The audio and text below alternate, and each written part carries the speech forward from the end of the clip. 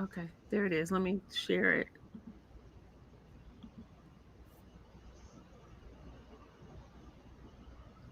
Uh-oh. I don't know what it is. I share this thing every week, and then every week I have and I'll mess up and do the wrong thing. I'm like, oh, I'm sorry. That's not what I meant to do. Okay.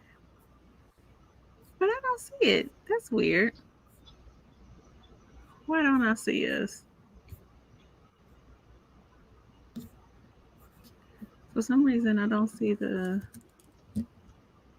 broadcast. Well, we don't have anybody watching us right now. Maybe they're thinking we. It's on. Oh no. Okay, I see it now. Okay. You know what's really interesting? I Mm-hmm. went in yesterday because I just never look at like the stats for YouTube. Um, but I was on there doing something, and I realized I was like, oh, they're like people that actually watch. Yes, they do and enjoy it. And That's I didn't funny. know. I didn't know. I was like, oh wow, there actually are people They that are watching watch it. Yeah. and pay Yeah. attention. So that was really interesting to see, like in this humbling thing. I think Ola Ifa's I had to tell her hers had the most views, and I was like really like, Hmm. wow, okay. Wow. I was very and it had like a bunch of likes, and who would have known? Who would have thunk it? I didn't know. Of course, we are. It's been what over a year journey that we have just brought some really rich content, and it's been well received. So it's been wonderful. I just yeah. You know when you're in the midst of something you don't realize like, Hmm. okay, You got what's to it? stop and yeah, breathe it in, soak it in. Okay, so now I got that posted there. Okay, good afternoon, everyone. This is our last official. Okay, so I'm gonna try not to poke my bottom lip out. This is our last official time doing this together. So I am excited. Our office manager, Alethea Bonello, who is moving on to other things that are in divine alignment with what she's supposed to do because she wasn't supposed to be in here being my office manager. Even though I have enjoyed the journey, we know that it is time for her to move on, and I'm not going to be tearful. So Yeah. today we are going to talk about educating Black girls, and I think that this is a good subject because we both have the experience of being girls of African descent, growing up in the United States and going through the educational system. And so I want to start there, but I want to first say thank you for having this conversation with me today, and thank you for the last 3 years. Oh, well, thank you. Thank you so much for all that you've done Hmm. and blessed me with the opportunity. I mean, I have grown so much in this capacity. And so it wasn't in divine order for me to be here first to learn so much and to be able to just soak up all the rich Mhm. personalities and interesting information that I found and still That's a being colorful way of grounded. saying it. No, seriously, and being and still being grounded in social justice from a mental health capacity. So it has definitely changed my perspective and reshaped how I see things when we do see it, not just from a mental health that, oh, I'm not going there because I'm crazy, but rather, no, there's a lot of things going on that's not your fault. That was Yeah. designed that way and that has affected your mental capacity and thus impacted your quality of life. And so Yeah. when you awaken to that information and not only be knowledgeable of it, but also receive the tools that you need to break from it and then be able to create the life that you do want by shedding Yeah. those things. So there was a futurist that said that the greatest component that a person can have is to be able to, in the 21st century, is to be able to unlearn, relearn, and be able to develop new skills and new tools in order to exist in this world that we live in. And we see it now because technology is growing so rapidly. So you constantly have to be engaged, but then also you have to be what I call counterintuitive, that fight or flight in, when you deal with stress makes you think this way or that way.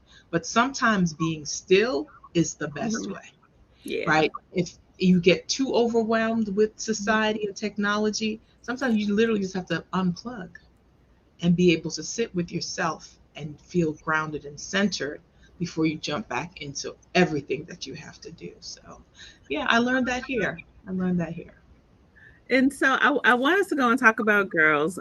First, I'll put you on the spot. You could tell me if you don't want to talk about this, but just in terms of your own learning journey. So there was one thing, we're coming close to Thanksgiving, and there was one thing that happened when you first got here. Ooh, okay, we gonna do that today. But I Hmm. think it's interesting. I mean, you don't have to talk about it if you don't want to, but I think No, it's cool. it's an It's cool. interesting thing to talk about in terms of starting this conversation about learning and about being engaged in social justice and what that Mhm. looks like. Because you came in August, and so you were here right before the holidays started. And I remember, I don't even know how I realized what was happening. I remember coming to the front office, and you were being who you are, is generous and giving and loving. And we had a young woman that was in the office, and she was it was close to Thanksgiving, and she needed a turkey. Can you tell us about that story? Yeah, so one of our clinicians had a client. She saw the client that day, and of course, the young lady, either, the lobby area, we have a lobby area at the time that people would wait to be seen prior to the clinician coming out to get them for their appointment. And either prior to her appointment or afterwards, we started talking, and she just mentioned how awful things were going. She had children, either she wasn't working or she wasn't making enough, and this Thanksgiving she wasn't going to be able to provide Thanksgiving for her family. So my church were giving away turkey baskets, and so I was like, oh, again, like you said, me being me, I'm like, oh, well, you know what, you shouldn't be without Thanksgiving for you and your kids. My church is giving away these turkeys. I can arrange, if you come back, we can go ahead and I can give you the turkey. So I didn't think, she said, yeah, sure, that sounds great. So I went and contacted my people. Uh oh. So maybe it's the universe way of saying not to talk about it. Oh gosh, the internet froze. Okay, so that's funny. Okay. So what happened, and I'll tell you the rest of the story.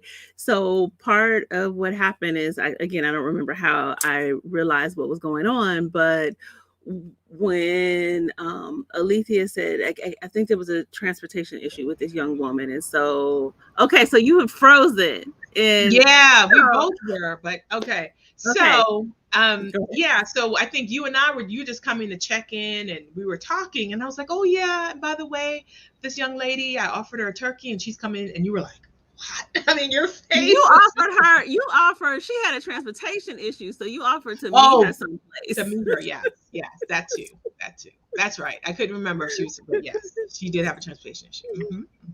So I was going to deliver the turkey basket then. Mhm, mhm. Yes, yes. And And so go that ahead. was a real lesson that you helped me talk about boundaries.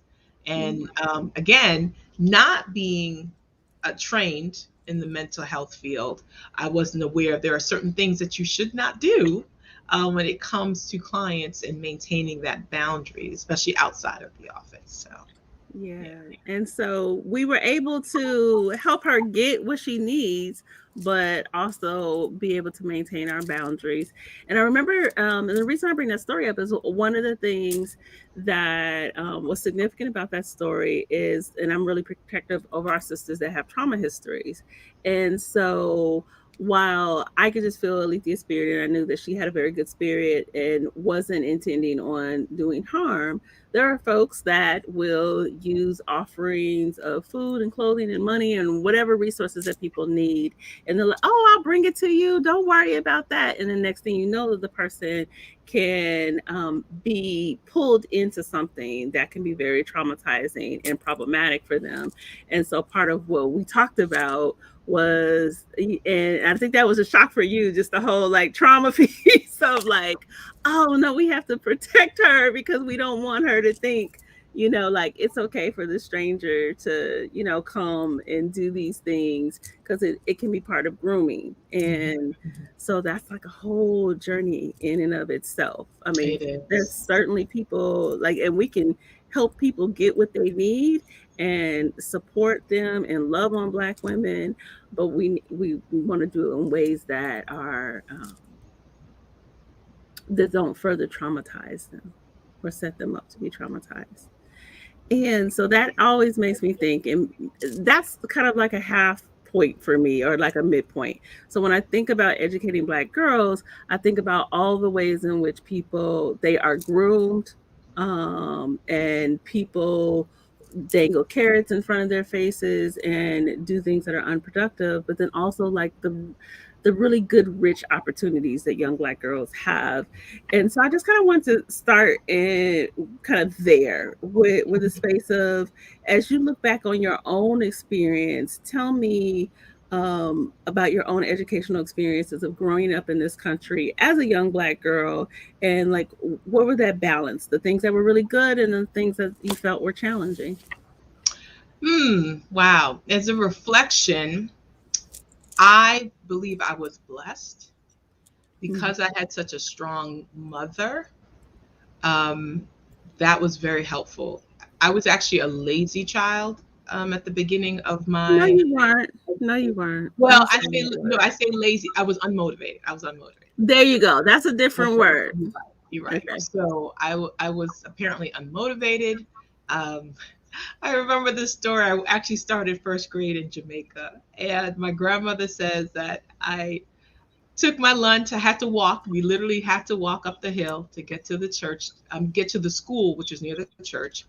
And apparently, the teacher said I got into class, I ate my lunch, and I fell asleep, and I slept the whole day. And, my grandmother was fearful because here my mom entrusted me with her, and I didn't seem as if I was going to be a very academically challenged child. And yet, and still, but she never treated me like that. And that's Hmm. an important point as well. And so I was told that years later. So imagine, fast forward 12 years later, and I'm the student commencement speaker for the high school graduation.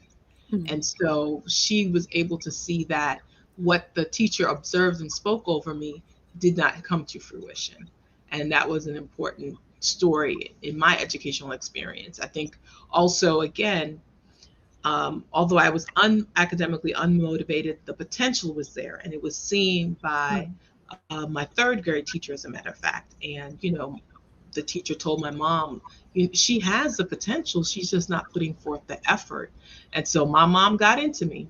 And there was a change from the third to fourth grade when I applied, was tested for talented and gifted program. The interesting dynamic, I went to school in New York, and we did have Black teachers, but our talented and gifted teacher was a white man. And he did encourage us.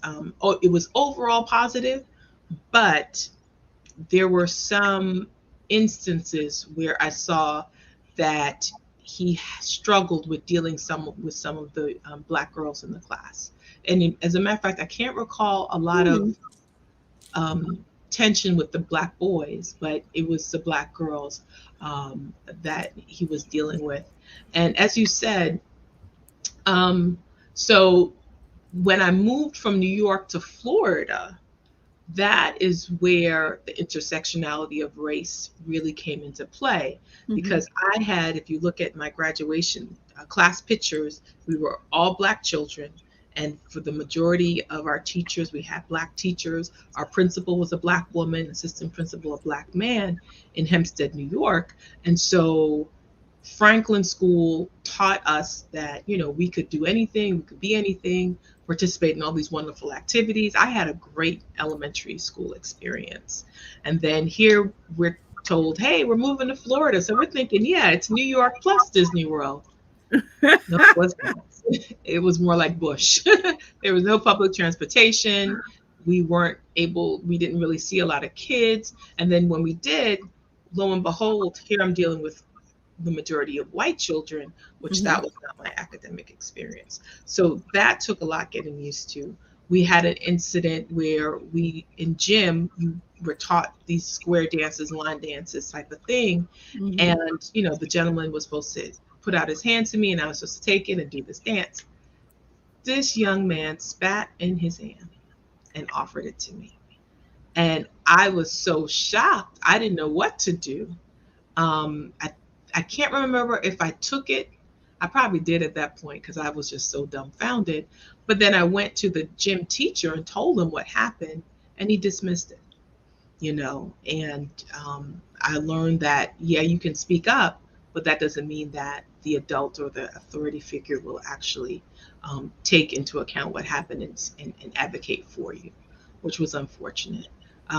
But when I went down to Florida and went and tested for the talented and gifted program, I didn't make it.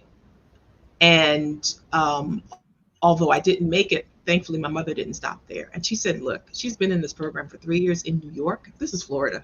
You know, why don't you just let her go ahead and enroll in the different courses that you have and see how well she does? And sure Mm-hmm. enough, once I was in the classes, I excelled. And so that's a huge thing where parents don't feel as if they have agency to be Mm-hmm. able to advocate for their child in spite of what their experts are telling them. And I would throughout, love to see those test scores. I would, you know. Mhm. Yeah, because we know the test scores are arbitrary. A lot of those, the information Black children aren't exposed to. And Mm-hmm. so, of course, they're not going to know it. And then the things that they're testing are not really in the sphere of what Black children know. And so, that it's very arbitrary. Nonetheless, academically, I was always in, whether it be talented and gifted or honors classes or dual credit. Um, I was in most of those classes throughout my academic career. Now, on the flip side, my friends who happened to be Black, um, they were often involved in, suspensions, Mm-hmm. expulsions, fights, things of that nature. Especially, there are quite a few of us who did come from New York and kind of handled things a little differently in New York. Mm-hmm. And so the behavioral issues that my friends had, in which I always talk about, it's it's difficult when we criminalize social behavior, Yeah. that we don't take the time to look at the reasons as to why these children are acting out. Because as you said, many of them are filled with trauma Yeah. and nobody's taken the time to deal with the trauma or whatever the social issues that are going on at home, that this 12-year-old has to take care of her 5 and 3-year-old sibling because the mom has to work full time, or they're not getting enough rest because they have to deal with other things. So yeah, we'll get a little bit into that, but overall my experience was a good experience. There were instances when things happened, but I um, I really am grateful for my mother and my grandmother who instilled in me to fight for what I wanted and to speak out. Why do you think the gifted and talented teacher in New York? He said he always had difficulty with the black girls. What do you think that was Yeah, about? I'm not sure. I know one of them stole his wallet. Oh, yeah. They were caught smoking. And it's so fun. This is elementary school, but that's why I don't sleep on elementary school kids because I know how it was when I was growing up. Stole his Um, wallet in elementary school? mm, Oh. yeah, this is probably maybe fifth or sixth grade year, but yeah, yeah. So there was smoking found on persons, or in the bathroom. And yeah, there were different things. I had an issue with a classmate, a female classmate who basically felt me up. And again, I went to the principal and they didn't, I guess maybe they were shocked because this is way ahead of all that stuff. And Oh yeah, God. Oh yeah, wow. interesting crack vials in the playground. So yeah, Crack vials on the playground. again, it was a decent school. It's just, I think there's Wait, some but you elements can't say that. You that can't was in put the 80s, so we would see something on the ground, didn't know what it was, but then later found out, yeah, yeah. It wasn't all over, but you find something and you're like, oh, what's this? Yeah. It's New York. How did your experiences as a youth impact your research today? Because you have an interest in African centered education with girls in particular. I do. And essentially, so as I said, overall, it was a great experience because I was able to acclimate and Mm-hmm. acculturate into the system. For at English, for example, if we were assigned any book, I would seek out an African American author to be able to Mm-hmm. read. Took the time to try to integrate, African American scientists or mathematicians within that subject matter.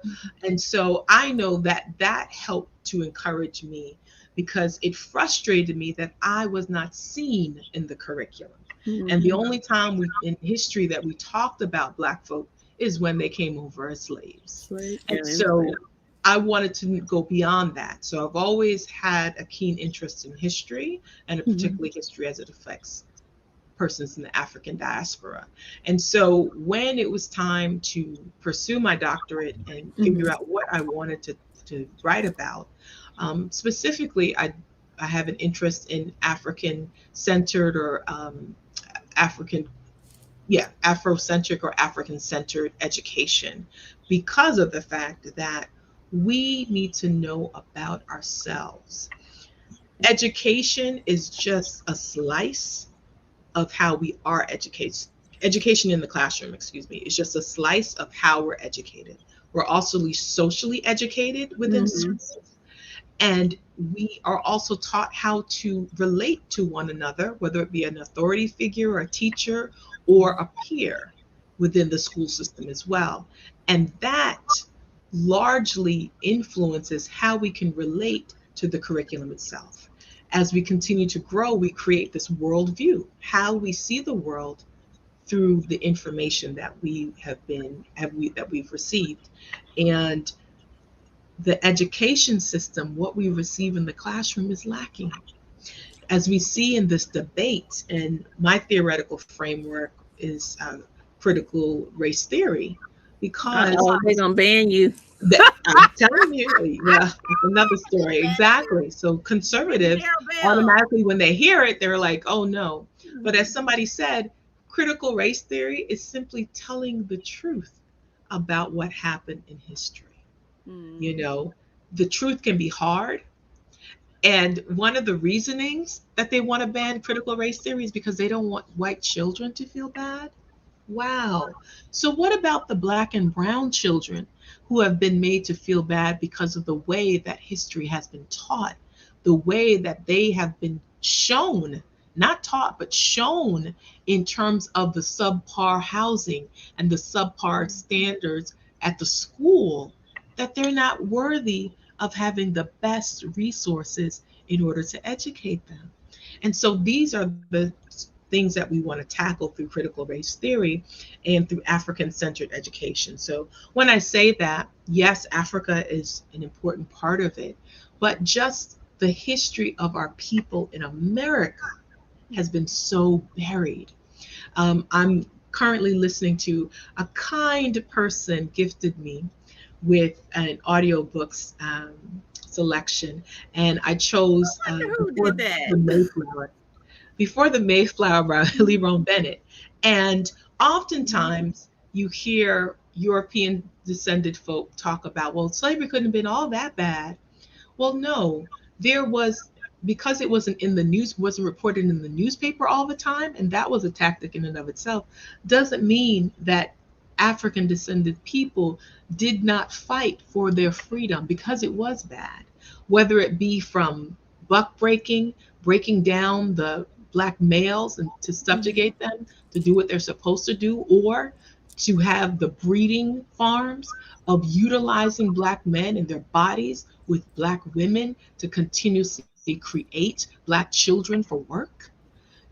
All this information is not in the history books. Right. And we have to be able to simply speak the truth, but then create dialogue to digest the truth and understand that, yes, it may have happened 400 years ago, but the generational issues and behaviors are still ongoing. So, just as generational wealth from 400 years ago is still benefiting those descendants and heirs, imagine the generational trauma that has taken place as well. So my question would be, okay, so lots of times when I hear, and admittedly, so let me start this question in this way. I hadn't heard of critical race theory until I was out of my PhD program. So Mhm, it mhm, was something that wasn't part of the curriculum that I was taught. Um, and so I'm asking the question from that perspective.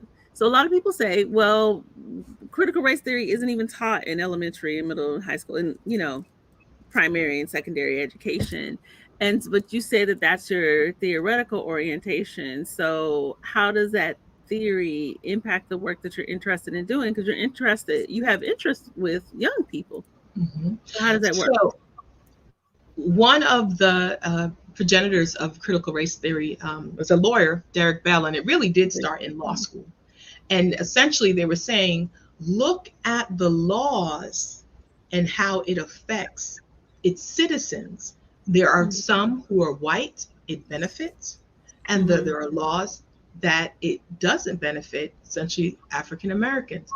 Look at the grandfather clause and the Jim Crow laws, the Mm-hmm. laws against how you're able to register to vote and be Mm-hmm. eligible for voting. All those things, the laws created systems that affected the citizenry of America in very Right. different ways. And so that's what, looking at that, so how can we then combat those systems that are in place that have been there for generations to now be able to provide equity and justice for all its citizens, that the as they say, justice should be blind, but it has not been because of the laws that were created.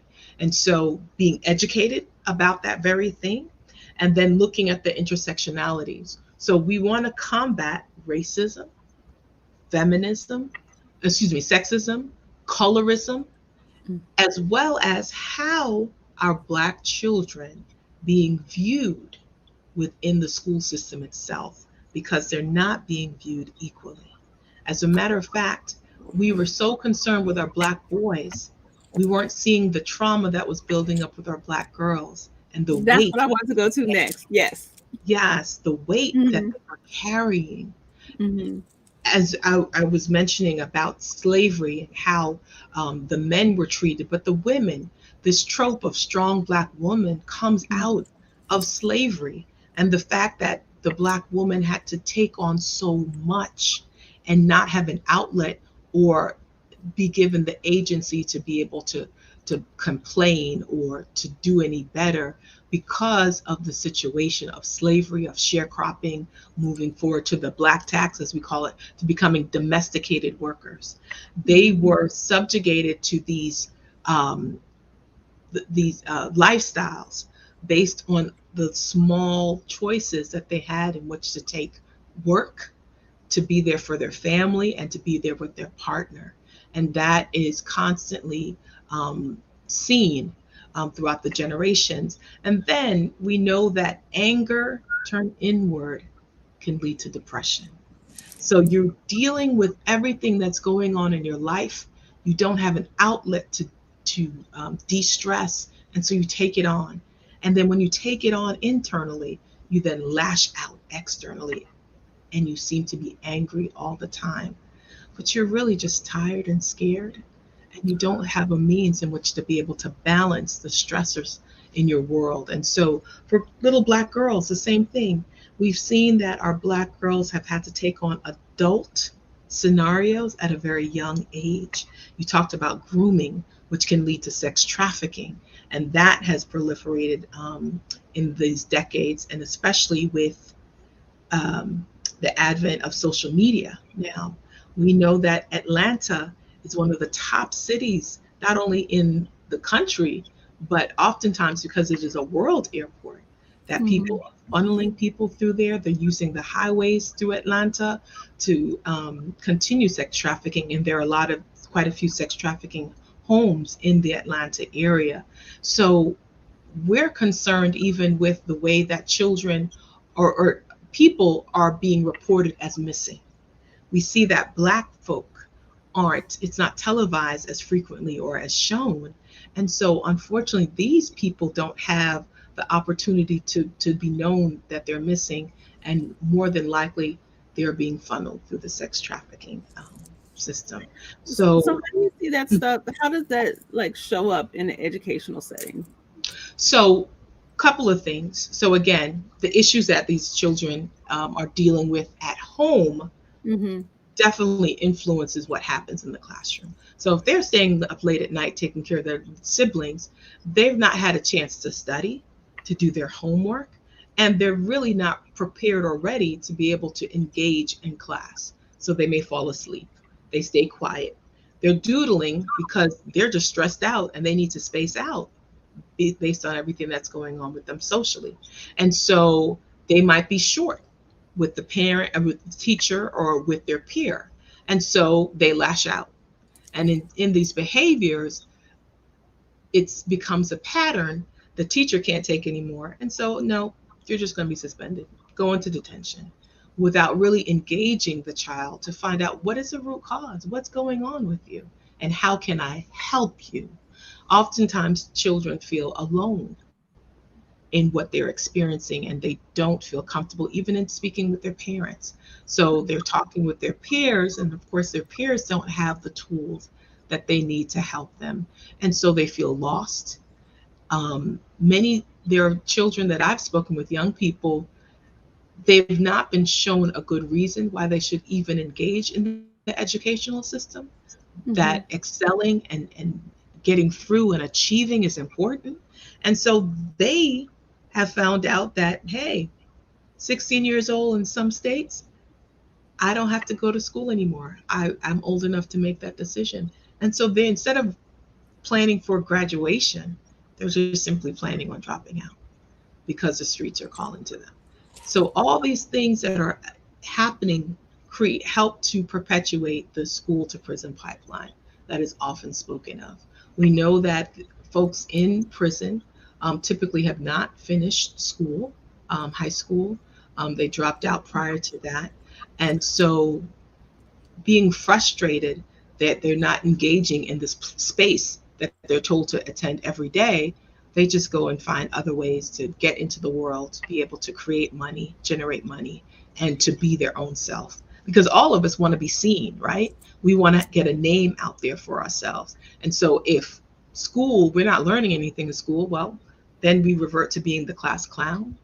We choose to disrupt the educational learning, and we just want to get kicked out because it really isn't clicking with us. And we Yeah, know I it's want to mhm, let me put a pin in there. I want to flip because I think we spend a lot of time talking about what are the problems, mhm. but there are girls that are doing well. There are Yes, things that work. So let's flip it on the other side and talk about what's going well with African American girls in terms of education. certainly. We know that our African American girls do, in fact, excel. And now we see this uh, focus on STEM, um, areas of science, technology, engineering, and mathematics and arts that are really trying to encourage young girls to believe that they too can engage in these areas that were typically um, kind of favored towards boys in the classroom. Mm-hmm. We see that young African American girls are graduating and pursuing post secondary pursuits. So, yes, there are many African American girls that are doing well, and that in spite of whether they're dealing with some social factors at home or elsewhere, that they still are engaged in the educational system. A lot of that has to deal with how the teachers engage with them, along with the faculty and staff that are part of their schools as well. And so when the adults engage with students in a meaningful way, not just here's the assignment, go do it, Mm-hmm. but hey, how you doing? We see many of viral videos of Mm-hmm. there's a particular teacher who has a special handshake or dance Oh that he yeah, I saw that. for That was children cute. entering the class. Uh-huh. So again, he allows the children to be seen in their own unique way. Being able to integrate what is interesting to the children, i.e., rap, music, dance. Um, we as a people, we're more kinesthetic. We like to touch. We like to be active. And when that can be incorporated into the curriculum itself, it'll help to further engage the interests of the students. And then being able to have buy in, allowing the students to possibly brainstorm and prepare. So, not just giving them an assignment to do, but telling them what the content is and asking them, well, how can you create something with this content is important as well. And really integrating that social media. This is a social media generation. They know how to use it a lot better than we do, but Mhm. helping them to understand that it can be used for good, not just the TikTok dance craze, but to communicate information to their peers as well. And what would you say for like family members at home? Like, what are the good things that you would say are like best practices to really encourage girls to read, girls to have self confidence, and just to love the skin and the hair that they are in? Definitely, I would suggest consistency is probably one of the biggest things. Mhm. Meaning, as the child is developing, even before they start school, you have to create healthy habits. You have to, the parent is the first person who has to create a love of reading to their children by reading to them, not Mhm. making it a chore, but getting them excited, letting them pick out their books, and then talking about the story as well. Going to the library still is a great Mhm. resource Yes. that you Yeah. can go ahead and check out a variety of books, but also now audio tapes that you can have them listen to that instead of watching the television all the time. And then as they grow up, as they mature, as they gain their independence, sometimes you're often butting heads, all right? Mhm. And the challenge for parents now is this new math of Common Core. So the game has changed. And to be able to share the knowledge that we received in school and what they have now, it can take some time. So there's a lot of tension between the generations Mhm. to be able to communicate that information and to support one another. Sometimes parents, you just have to kind of gently back off as Mhm. opposed to being that helicopter parent. Other times, you may have to put your foot down, but you know your child, you know their styles, and then helping them to strengthen the way that they do things in the way that they do it. So you may be visual, they may be more audio.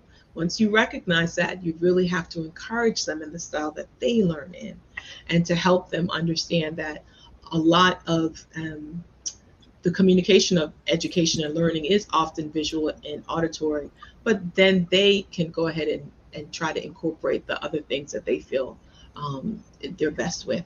So instead of asking your child, how was school today? Kind of present leading questions that Mhm. allow you to get more information. It's like, well, if you were a ball, what color would describe your day and why? I like Um, that. I like that yeah, question. yeah. Mhm. So there are different questions that you can come up with that you can still get the information instead of being so direct.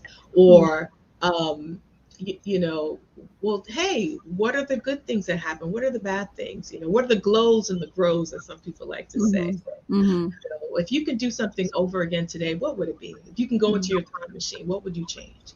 Kind of thing, and kind of engage them in that way as well. Or, man, what song that you like would describe your day today?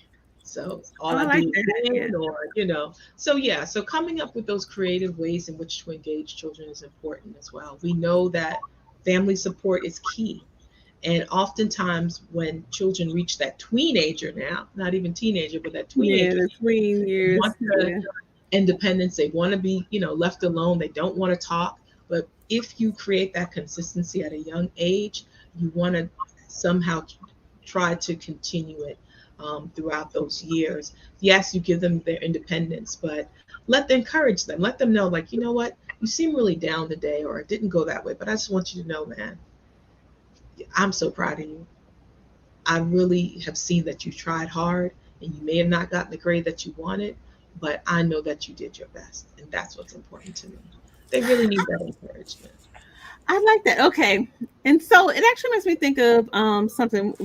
My colleague and I, we went to school together, and she's white identified, and her children are they're partially white, and then maybe Latino, Latinx. And so, what, depending on who's looking at them, they've got kind of that olive skin. And Mhm. so, and her daughter, very beautiful, very long brown hair. And I remember her being frustrated, and she put this post online that was like, I want people to stop saying that my daughter is beautiful. I want her to, and focusing primarily on that. I want them to focus on the fact that she's smart, or that she does good in math, or the academic pursuits. And I was saying to her, because well, she was saying, I want people to stop saying these things to girls. And I said, well, the problem is that people aren't necessarily saying that black girls are beautiful all the time. Mhm. They may hear that at home in the family, but they may not necessarily hear that in the world when they go out and look in magazines and things like that. In fact, I was noticing something. It's like white supremacy just is continuously be working 24/7 on YouTube. They have all these YouTube videos with these people that are stereotypically dressed as African American. So they've got like these hip hop clothes, and they have hip hop music, and they're teaching these dance routines, and ain't none of them black. Not a nair of them is black. And I was like, okay, so this constant message that your culture is good, you're not. And I am wondering, what should we be telling our girls? Should we tell them that they're beautiful, or should we tell them that they're smart, or what should we say? We know we have to tell them both Mm-hmm. because society keeps projecting these images and they're questioning their beauty based on the standards that are put out there. Mm-hmm. So we need to tell our children that they are beautiful in their own Afrocentric way and highlight those things. Oh, I just love me some chocolate babies whenever I see them. And it's just, we don't say it enough, Mm-hmm. that you are beautiful, and tell them exactly what are the things. So not just saying that overall, because like you said, well, my mama loves me because that's my mama kind of thing. Right. But point out to them, I love, as a matter of fact, I love the uh, Instagram videos of parents doing affirmations with their children in the morning, Oh, yeah. as they're getting ready or as they're driving them to school. Those things are important. Sometimes you don't think that they're listening to you or that it matters, but you That's put the seeds in important. there and you'd be surprised when you least expect it that it'll come out of them. So Yeah. it's important what you put in. And it's important directly what you as a parent puts in. We can't expect other people to do it for us. So with that, yes, we need to tell them that they are physically beautiful. We need to tell them that they're spiritually beautiful. We need Mm-hmm. to tell them that mentally that you are in a good place, and Mm-hmm. ask and observe, are they healthy? So there is I believe the 8 aspects of wellness. And Mm-hmm. we do need to go ahead and address all those areas. As they get older, vocation is important, finances are Mm-hmm. important. But our children need to understand that you shouldn't have to worry about money right now. Your only job is school, being able to get those Yeah. grades, being able to get the knowledge because you can do great things. And Yeah. constantly asking them the question about, what's interests you? I see now people are saying, don't ask, what are you going to do when you grow up? Because many of us, what we thought back then as children versus what we went to school, and then 10, 20 years later, it's not the same thing. So ask, what are your interests? What do you think you'd like to do? And engage them. And the beauty of young children, they don't have to wait till they graduate from high school or college anymore. They can create their own app. They can learn a specific skill at any age. And so Mm-hmm. we also have to put that effort to be able to constantly try and engage our children, because there are some amazing things being birthed now. And we want to make sure that they're part of it. So not just the going to school, getting the education, but understanding that this is a journey. So it's not just about, I need you to graduate from high school. I need you to discover about this world that we live in. I Yeah. need to Yeah. discover about yourself. And along the way, you're going to get some heartbreaks. You're going to learn about the psychology of people, and you're going to learn about how people gather socially, and you're going to learn all these things. But I want you to constantly engage in content by reading. It's amazing. You can watch a video, but when you take time to read information and Yeah, that's a reread totally and different relearn thing. it, so again, it makes a difference. That's totally, yeah. I had an interesting experience, and it just made me think about like encouraging what the community can do. I think because we have been fighting white supremacist notions about our intellectual abilities, that a lot of times there are these responses that happen, and it's kind of like the psychological defense mechanism. Let me prove to you, is part of respectability politics. Let me prove to you that I'm worthy, that I'm smart. And so there's a constant pathologizing, and that's why I was like, I want to flip it on its head. I want to talk about, the kind of more positive end, because there's good things that are happening. And I Mhm. remember one time being in the store, and I I've raised avid readers. We Since I gave birth, we went to the library all the time. We constantly read. I was raised as someone that was exposed to books very early, and so that's one thing that I wanted for my daughter. And we went to the store, and as we went to the store, she's walking around and she's reading a book. So like I'm like, okay, well, here, I need you to hook your arm on the cart, because I don't want you to, fall, and I want to be able to pay attention to you because you're like doing this. And I remember this woman, and she didn't have any negative intentions. I remember her stopping her in the store, and she was so excited, and like, see, this is what the young people are doing. They not reading, da, da, da, da, da. And she was doing it in a way that in her mind she was praising my child, and my child was just kind of looking like, what in the world is going on here? Like, all the people around her read. She don't know what Mhm. the lady was talking about. And so I think it was hard for her to kind of take that compliment in, because underneath that compliment was the idea that black children didn't read. And that wasn't her experience. Her experience was everybody around her read. Right. Mhm. And so that is one of the things I think is important, is that I think as a community, we have to constantly challenge what ideas, what stereotypes that we have in our head. So Mhm. we'll post things. I see people post stuff online where there's this. I don't know if you've ever seen the picture of all the black children on the train. They have uniforms. They obviously go to a private school or something, and they're all reading on the train. Mm. And people are like, we never see this kind of stuff. No, yeah, no, that's not true. Right. I've seen that stuff plenty of times. So I think we have to understand our own internal worth and value, even if other people don't see us as intelligent. If other people don't see our children as valuable, we Mhm. have to understand that they're valuable and not always push negative stereotypes. Not all of our children are doing something wrong. Not all of our children are unproductive. That is happening, and I don't want to take away from that, but I do think that that is important for us to push the community towards the expectation is of excellence. Mhm. That is who we are, and we come from excellence. And when we start to believe that we are other than that, then I think that that's when we are surrendering to white supremacy. Right.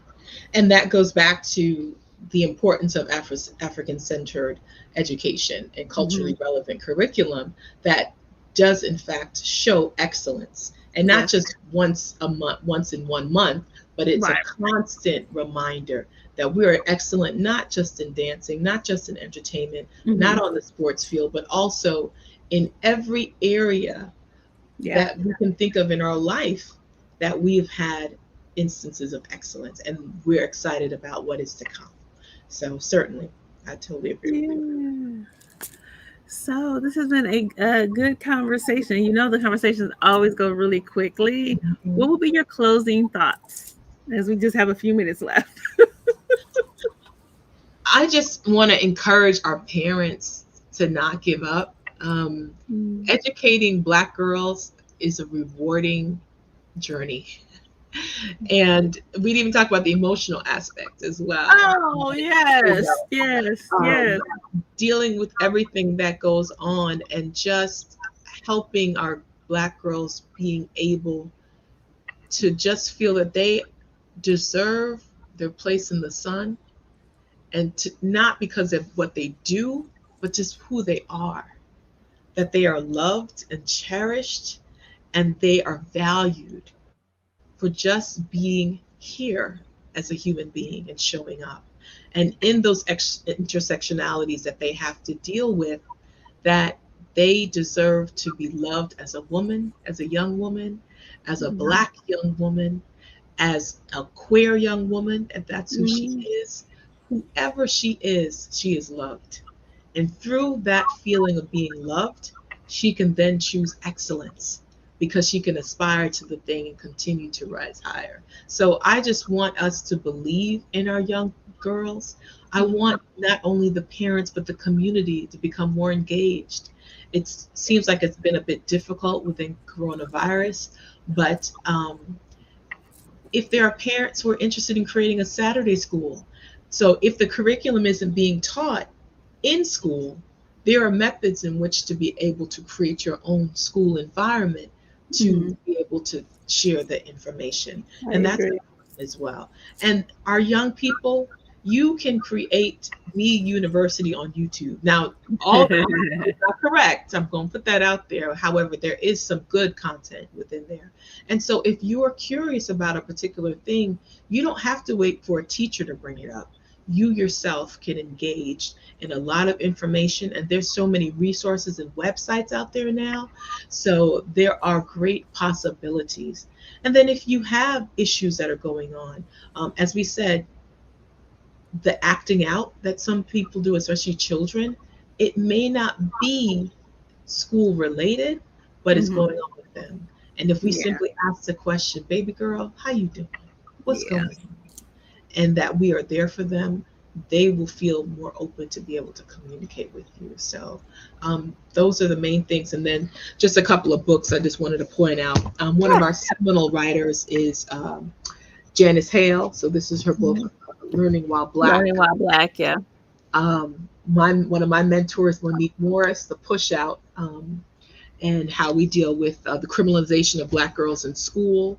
And of course, the ever prolific Dr. Jawanza Kunjufu, and he also has a book about educating Black girls. So there are some great resources from current scholars who are doing great work and You talking just about, said Jawanza Kunjufu, but you didn't say the name of that particular book. oh, educating Black girls.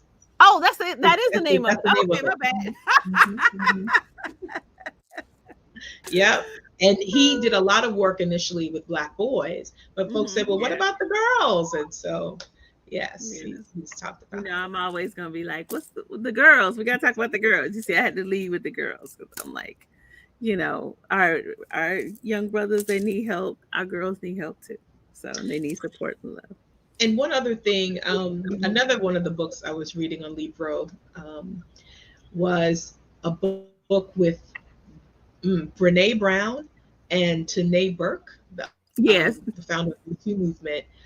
It's a Oh, powerful Tawana. book. hmm Tawana Burke, Mhm. yes, Mhm. Tawana Burke. Um, the name escapes me, but if you just look up those two names, Burke and Let Brown, me. um, I'll find it. the essays, Dr. Brene Brown talks about vulnerability, and Daring Greatly is one of her books. And she wanted, Tawana wanted to do this book with her and to invite others to bring essays. So the essays are from women who've dealt with a lot of trauma in their lives and how they've been able to overcome it. It talks about um, even Laverne Cox and the abuse that she has dealt with as a transgender woman, Mhm. um, Black men, Black queer men, other women. It's just a powerful book that we need to, if we can't sympathize, we don't have the same experience, we've got to still learn to empathize with what people are going through. And you may even see some of these things within our young men and women to help them through. But it's a powerful book, and I encourage folks to read it. It's called "You Are Your Best Thing: Vulnerability, Shame, Resilience, and the Black Experience." It's by Brene Brown and Tarana Burke. Exactly. I am Yes. putting it in the chat right now. Yeah. But yeah, there are several different there are different ways, but just as Dr. Ojelade mentioned earlier what our experiences were, they're going to be different for young Mhm. girls now, but still that feeling again of vulnerability and shame, of not Mhm. fitting in, of not feeling lost. Those are things that you can connect on and be just as vulnerable about your story. So there are different times, but the feelings, man, the feelings have been the same. And so we want to just continue to uplift and encourage our Black girls. They can do anything and be anyone. As Michelle Brown says, we are constantly becoming, and we want them to become the best self that they can be. So thank you for the opportunity. Thank you, Miss Alethea Bonello, who is transitioning in 1 week as our office manager, but has blessed us for the past 3 years. So thank you, Alethea. Thank you, Ashe. All right, take care.